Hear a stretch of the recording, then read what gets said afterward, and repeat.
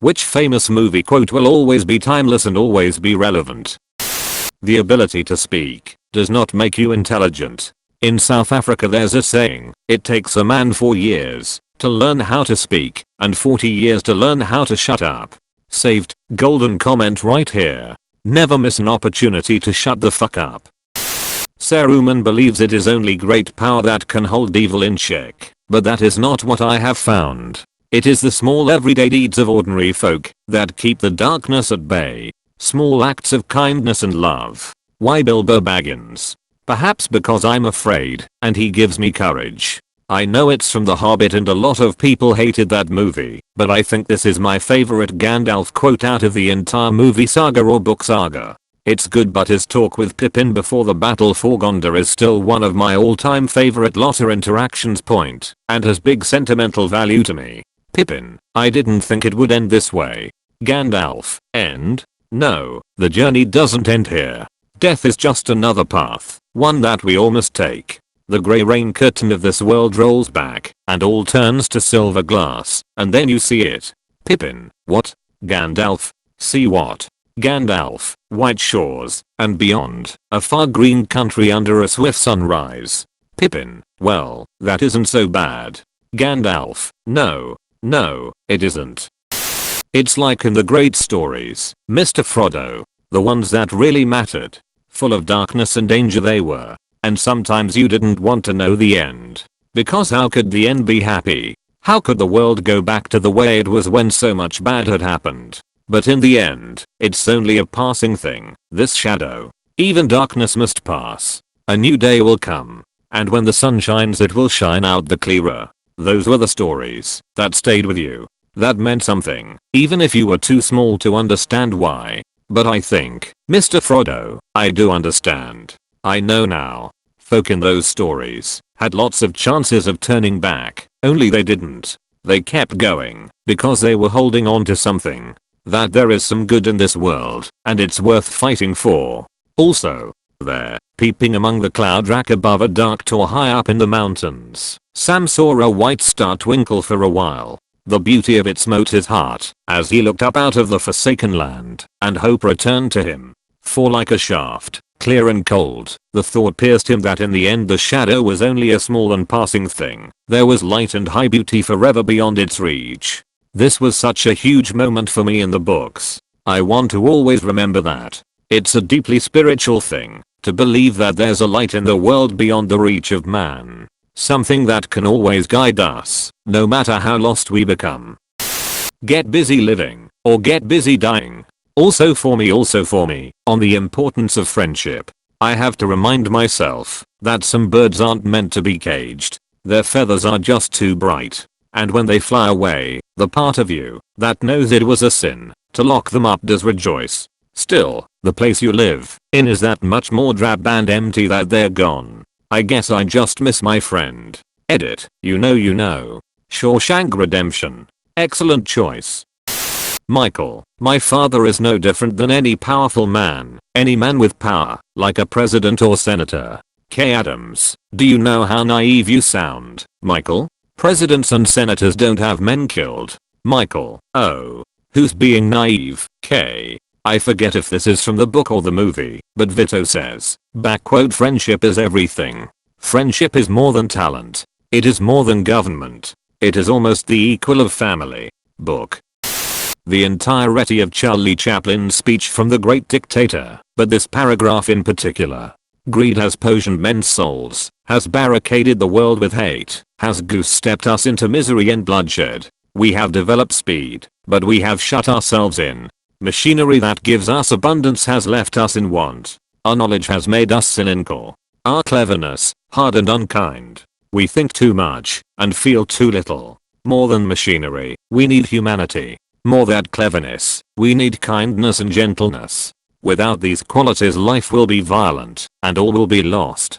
Truly amazing performance. I'd never seen a Charlie Chaplin movie before, and I wanted to watch the funny slapstick routines I'd heard about, so I watched this, and ended up crying at this speech.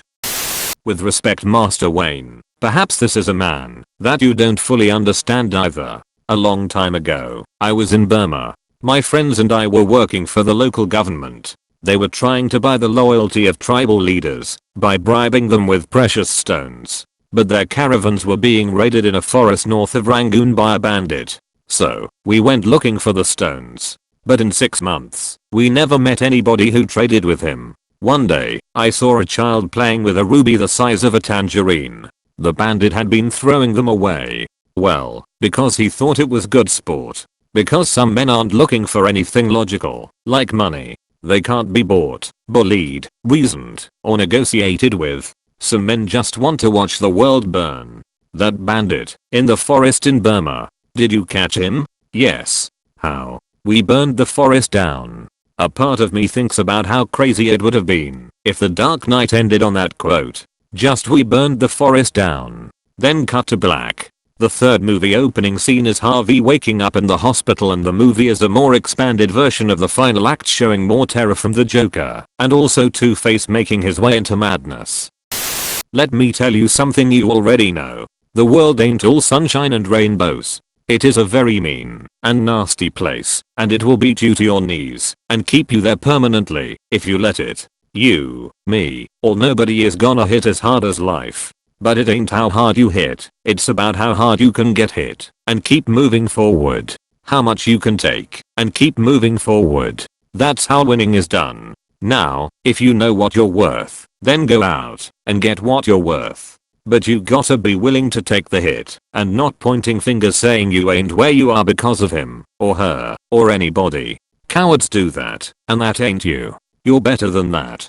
Fucking chills. Just reading that. I also find Creed has a ton of quotable motivation: one step at a time, one punch at a time, one round at a time, etc. Just all around solid. These are the motivation I use when I'm helping a friend / my partner with depression. You can't beat it in a day, but slow and surely, we will get through this.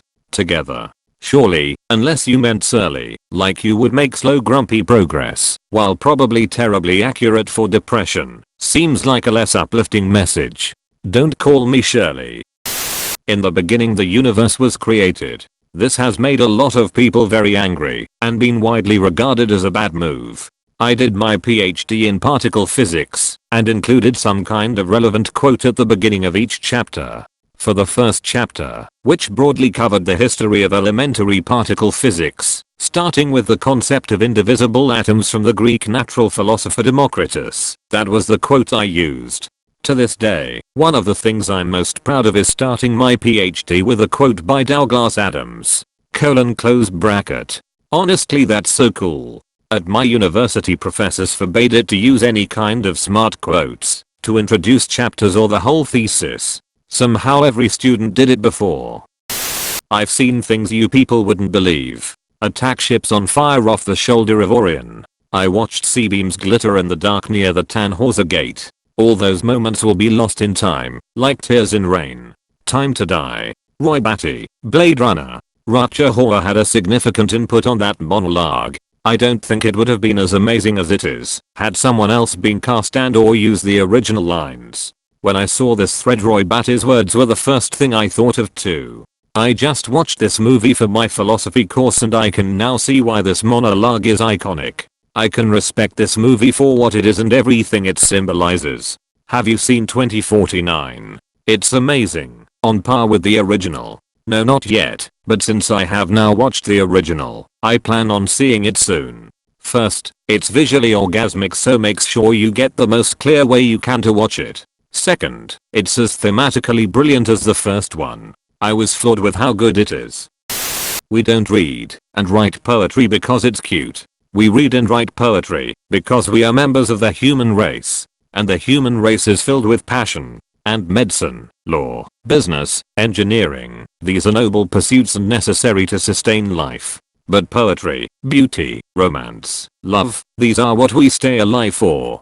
Dead Poets Society. Edit. This particular quote was the reason I watched the movie and I didn't regret it. Also, thanks for the silvers. That was unexpected. Also, so avoid using the word back quote very because it's lazy. A man is not very tired, he is exhausted. Don't use very sad, use morose. Language was invented for one reason, boys to woo women, and in that endeavor, laziness will not do. It also won't do in your essays. I think about this quote a lot when I text or email. Yeah, it's a very good quote.